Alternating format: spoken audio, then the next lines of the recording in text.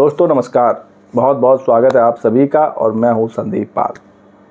बिहार की सियासत में इन दिनों कांग्रेस पूरी तरह से एक्टिव हो गई है और बिहार चुनाव को बेहद ही गंभीरता से ले रही है। इस बार कांग्रेस किसी के दबाव में आती दिख नहीं रही है और शायद कहा जा रहा है कि जिस तरह 2020 में लालू यादव के दांव में फंस गई थी, इस बार फंसने वाली नहीं। वो दांव ये था कि कांग्रेस को सीटें तो ज़रूर मिली थी 70, लेकिन जीत पाई थी कांग्रेस सिर्फ 19 सीटें और जो उसका स्ट्राइक रेट था वो बेहद ही ख़राब था और महज 27% के स्ट्राइक रेट से 19 सीटें जीतने में सफल हुई थी।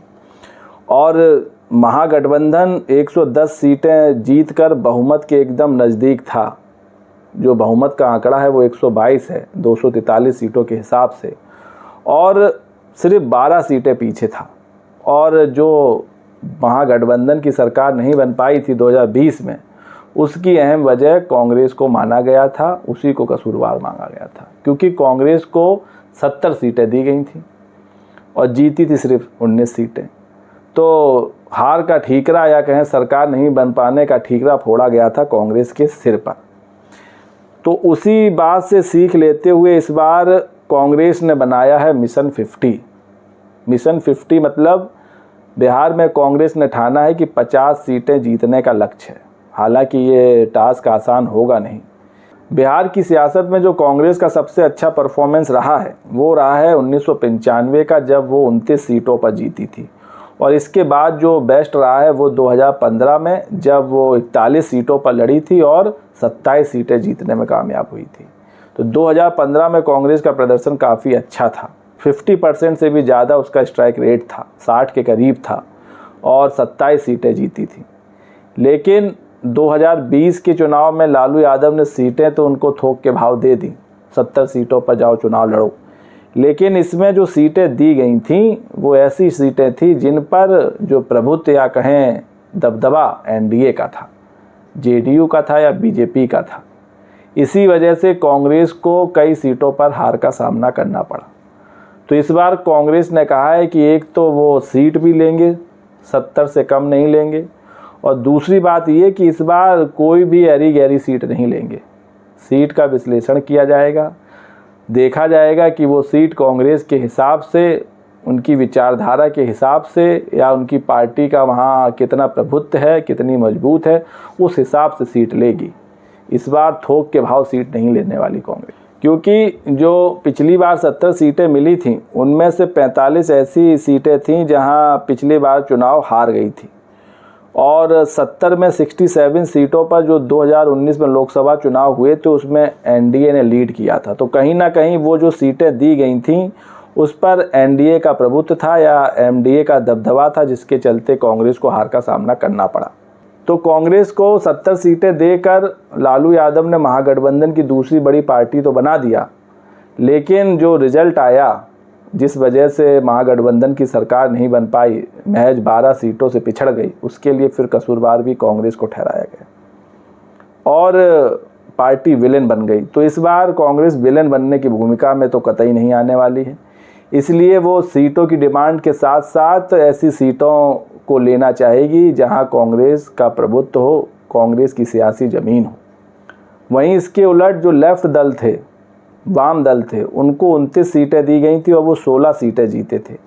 तो अगर 70 में से 20 या 25 सीट लेफ्ट को दी जाती तो हो सकता था कि 2020 में महागठबंधन पूर्ण बहुमत से सरकार बना लेती। और इसीलिए इस बार चर्चा उठ रही है, कहा जा रहा है, जो एक सूत्रों के हवाले से खबर मिल रही है वो ये कि इस बार जो लालू यादव की आरजेडी है वो कांग्रेस से ज़्यादा सीटें वाम दलों को देने के पक्ष में दिख रही है, मूड में दिख रही है। हो सकता है कि इस बार वाम दलों को करीब 40 से 45 सीटें मिलें, क्योंकि बहुत बिहार की कई ऐसी सीटें हैं जहां पर वाम दलों का अच्छा खासा प्रभुत्व है और सियासी ज़मीन उनकी काफ़ी मजबूत है। वहीं मुकेश सहनी, उन्होंने भी 60 सीटों की डिमांड कर दी है, ऐलान कर दिया कि वो भी 60 सीटों पर लड़ेंगे। तो चिंताओं के बादल तो घिरने वाले हैं महागठबंधन में सीटों को लेकर, और यही वजह है कि हो सकता है अगर कांग्रेस की बात नहीं बनी सीटों को लेकर तो वो अपने दम पर भी चुनाव लड़ सकती है। फिर शायद 243 सीटों पर भले ही ना लड़े, लेकिन 150 सीटों पर तो लड़ेगी ही। तो इस बार कांग्रेस बैकफुट पर जाने के मूड में नहीं है। यही वजह है कि कांग्रेस के तमाम नेता, आला नेता बिहार में डेरा जमाए हुए हैं। हाल ही में जो कृष्णा अल्लावरू प्रदेश प्रभारी बनाए गए हैं वो भी काफ़ी एक्टिव हैं, और वो भी जो कांग्रेस पार्टी में नंबर 2 के नेता हैं, कहने का मतलब जो पार्टी विरोधी गतिविधियों में शामिल हैं, उनको भी बाहर निकालने का काम किया जा रहा है। जिस तरह गुजरात में राहुल गांधी ने कहा था कि कांग्रेस पार्टी में ही कुछ ऐसे नेता हैं जो पार्टी विरोधी काम कर रहे थे तो उनको निकालना पड़ेगा, तो उसकी जो पहल है वो बिहार में शुरू भी हो गई है। तो काफ़ी स्ट्रिक्ट एक्शन अपनाया जा रहा है इस चुनाव को लेकर। राहुल गांधी भी 2 बार पटना आ चुके हैं और कृष्णा अल्लावरू को कमान सौंपी गई है चुनाव की। इसके अलावा जो कांग्रेस के प्रदेश अध्यक्ष हैं अखिलेश सिंह, वो भी तत्परता से लगे हुए हैं। वहीं महिला कांग्रेस के राष्ट्रीय अध्यक्ष अलका लांबा और कांग्रेस के प्रभारी सचिव शहनवाज आलम सभी मैदान में उतर चुके हैं। और अब अगले महीने नौकरी दो पलायन भगाओ एक रैली भी निकलने वाली है, जिसको लीड करेंगे कन्हैया कुमार। तो जो ट्रैक तेजस्वी ने अपनाया है उसी ट्रैक पर कांग्रेस भी चल रही है। तेजस्वी भी बेरोजगारी और युवाओं के मुद्दे को अपनाए हुए हैं, उसी पर चुनाव लड़ रहे हैं। तो कांग्रेस भी उनके पीछे पीछे चल दी है, वो भी नौकरी देने की बात कर रही है और पलायन को रोकने की बात कर रही है। तो कुल मिलाकर ये कि आरजेडी किसी कीमत पर कांग्रेस को ज़्यादा सीटें तो इस बार नहीं देने वाली है, और अगर ऐसा होता है तो क्या कांग्रेस अलग रास्ता निकालेगी, अलग दिशा में जाएगी, अलग चुनाव लड़ेगी, ये भी देखने वाली बात है।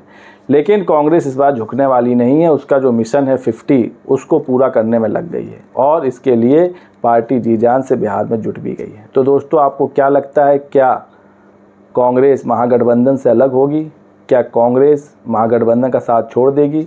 और क्या कांग्रेस अपनी शर्तों पर चुनाव लड़ेगी? अपनी राय कमेंट्स करके दीजिए, और वीडियो पसंद आया हो तो चैनल को लाइक शेयर सब्सक्राइब करना ना भूलिए। तब तक के लिए नमस्कार।